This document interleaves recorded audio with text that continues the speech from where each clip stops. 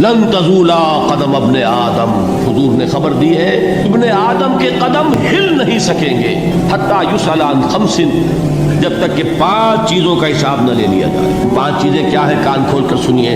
ان عمرہ فیما افناہ، عمر کا حساب دو، یہ 80 برس 70 برس ہم نے تمہیں دنیا میں دیے، کہاں ضائع کیے؟ وعن شبابہ فیما ابلاہ، اور خاص طور پر جوانی کا دور، امنگوں کے دن، یہ جوانی کہاں گلائی؟